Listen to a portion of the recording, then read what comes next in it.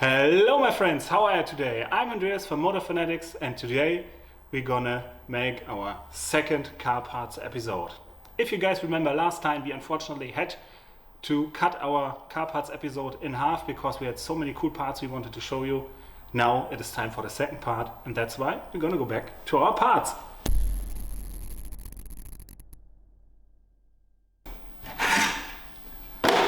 Well guys, we got ourselves some boxes to get rid of the parts, to have it a little bit easier to store and sort all the parts we currently get out of the high rack.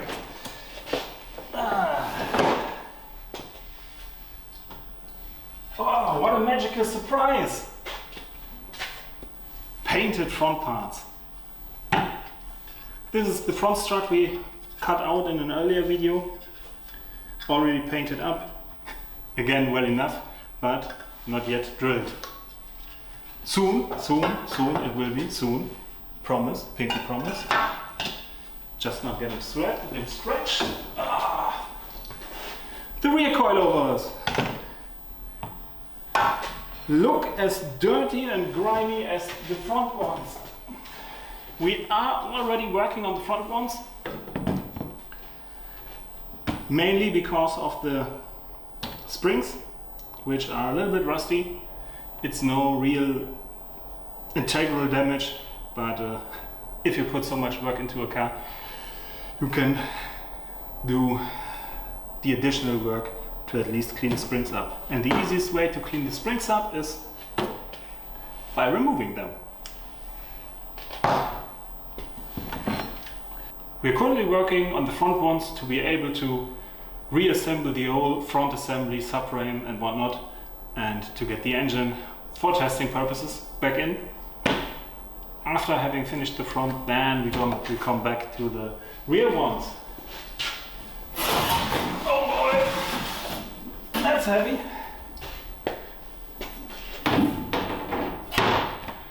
That looks funny, doesn't it? This miraculous piece of metal is our plan B.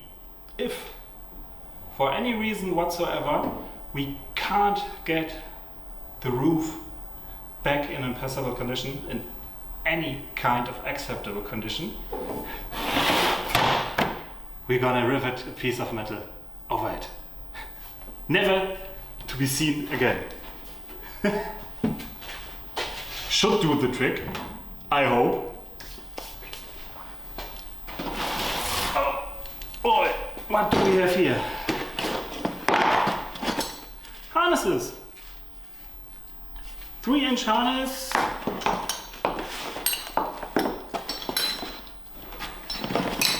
Yes, from DNA Motoring. 3-inch harness with quick release. Should be 5-point, I believe, with a 2-inch lower strap. Should be, trust me. Maybe don't trust me, but they should be. Do I already have a box for interior parts? Yes, somehow. Here we go.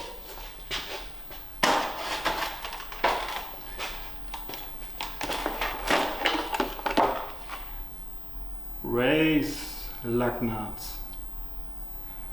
I doubt they are real race, but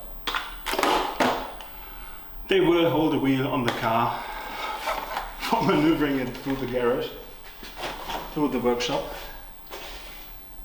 Oh god, what might be in here? Oh, dangerous. Screws, which need to be sorted. Screws, even more screws, even more screws and washers, more screws. Oh.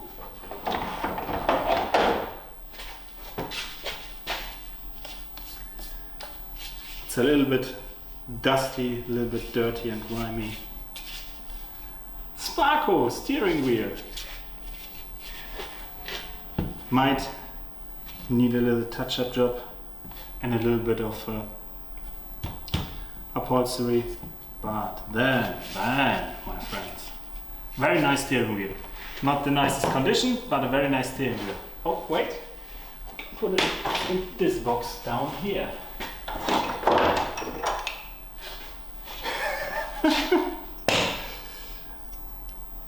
A little 3D printed piece, which I threw over my shoulder in the 3D printed episode, which actually went live today. Not live for you, but live for me. It went today on while we are here in the shop recording. Well, so let's throw it again. I doubt we'll see that again, but I was mistaken already once. Okay, did I mention the wheel spacers? Pretty small, to adjust offset with a little spacer to get a little bit more wheel clearance. In the Xbox, it's a very, very light box. Sparko pedal covers. Got no idea what that for is. Other two pedal covers. Oh. Hazard lights and AC cover, and it's broken. Why is it broken? It should not be broken. But it is broken. That's not very nice. That should be repairable. Will take some time, if you can see it. Probably better from this side. Those small flaps gotta move. They do move. Those don't. There are really small pins down in there, and they sometimes break. We got to repair those. That might be another job for the 3D printer. I say it again, 3D printer companies, send me one. I'm going to test them. And from our friends at Sandler, a hook for cutting your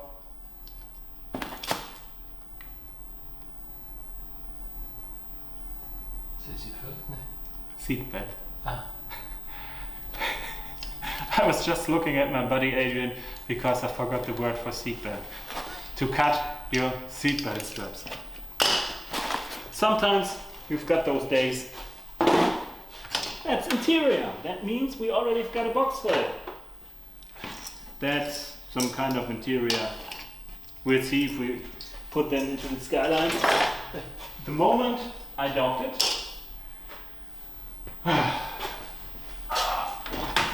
Hiker's Eliminator Kit.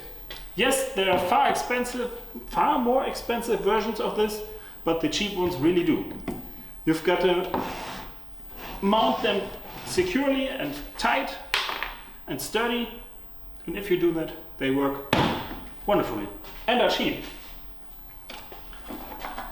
Down under all those dust is a cover for the main fuse box. Is the fuse box an interior or exterior part? That's hard to decide. We're gonna put it aside anyway. Whoa! The leaning tower of interior parts gets serious. Ooh. Switches. You can never have enough of those switches. Nice one. And another of the hazard light covers with the vents. And here the vents work. A little bit tough to move, but they do work. It's broken here, but we can maybe fix that as well. We just gotta make we're gonna make two broken ones into one working one. That should do the trick. Where are you? Where did I put you? Oh, there it is. God damn it. The frame for the other frame to mount your radio. The frame attachment for the frame attachment for the frame attachment. Yeah, that's supposed to be on my gearbox. There's my gearbox. And that's missing. That's mounted on the gearbox tunnel. The lever takes a peek out here. Pretty self-explanatory. Oh. This is, at least in parts, what sits on the steering wheel and connects, what sits on the steering column and connects the steering wheel with the electric of the car. There's a little sensor in here which senses the angle via these holes and gives the ECU an indication of what's currently happening with the steering angle. It's nowhere as sophisticated as today's systems, but it did work. It did. You probably won't need that one. That's a turbocharger, Adrian. It's a turbocharger. Yes. Yes. Turbocharger. Adrian says it's a turbocharger, and Adrian would never lie to me. We're going to bolt that somewhere onto the engine. Oh, important parts. Those are the bonnet hinges or hood hinges, depending on which side of the world you're living. We're going to need those to get the bonnet, the hood back on, but we may have to work on those to accept our bonnet and to make it sit flush later.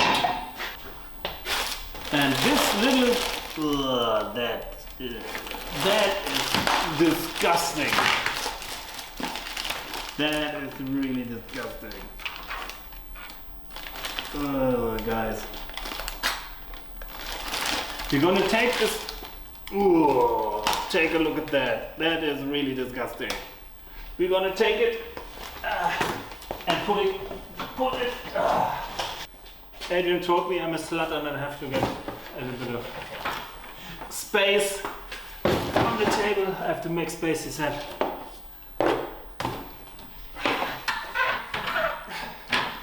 Oh, he's gonna hit me with a 3-inch round stock.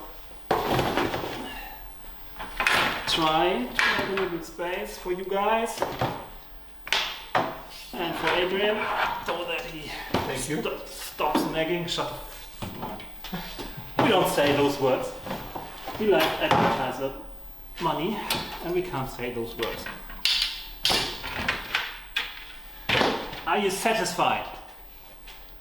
He nods. So that's probably a yes. Again, that's disgusting. Oh, what's that? That's another gasket. Again, a working one. Yay! You can never have enough gaskets. That's another front camber arm, already with new bushes, but since the one is bent, we won't use the other original one either. That's a heavy one and a rusty one.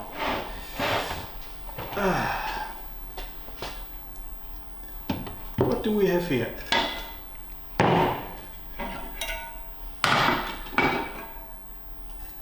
That's a rusty and pretty rundown Nismo clutch.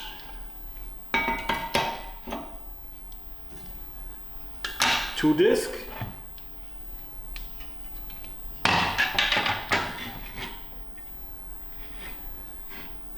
Yes. Can't remember. Don't care. I don't know if this clutch will see a car from the inside anytime soon, but it won't see ours because we've got another one which is dirty too, but is in far superior condition. Oh, Jesus.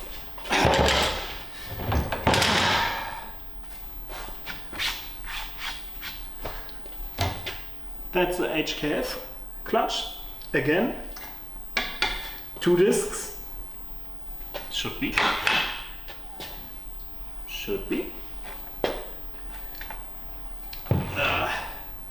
Yes. Double disc, two discs. HKS. And the most important part, besides all the dirt and grime, can you guys see those? There's one and there's one. Those small holes here, drilled here and there. They are from enlightening the clutch and the flywheel and enable the whole thing to run 10,000 RPM without rumbling itself out of existence. They are weighted in combination with the engine, as far as we know, so that the whole engine with the parts and the balancing, including the clutch and the flywheel, including the balancing, can run up to 10,000 RPM. We will have to see, to be honest, if it's really necessary, if it makes any sense. But the engine at least should be able to, with the strengthened valve springs and all that funny stuff that's inside the engine. Here we go. That's the big boy. HKS intercooler. A real one, the expensive one.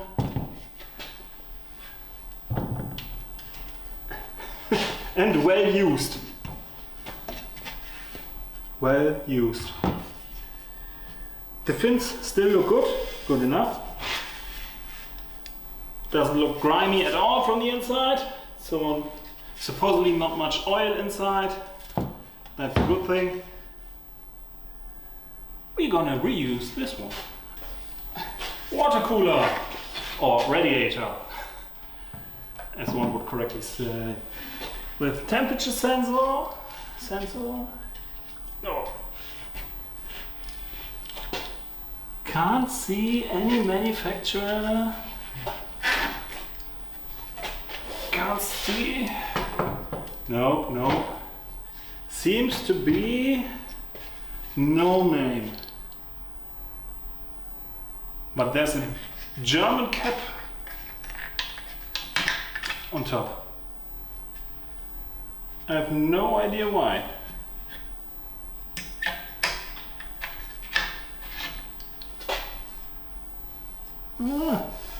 That thing looks not as good as the HKS intercooler, to be honest. That's part of the HKS kit, what I said. Once the whole way, it's like that, and runs the whole way underneath the intercooler. More of the HKS kit. That's, I assume you guys can see it, that's the one and only 3-inch Blitz new spec catback. The most impressive and probably the loudest catback you can regularly, Titan versions aside, get for a R34 non-GTR. This baby will make some noise. This thing will make some serious noise. You can now probably see on my hands how long all those parts have been untouched, how long all those parts sat in different places, waiting to be dug out and used again. It's even for me hard to imagine that all those parts will come together and make a whole car. But I can hardly wait. Alien's nodding again. He can't hardly wait either. We will take you guys with us on this ride and do our very best to get the car up and running as quick and as good as possible under the current conditions. But that's it for today. If you guys liked our video, give it a thumbs up. If you really liked our videos and don't want to miss any future videos, consider subscribing. And I see you guys in the next video. Adrian, I need help to put all this stuff away. No problem.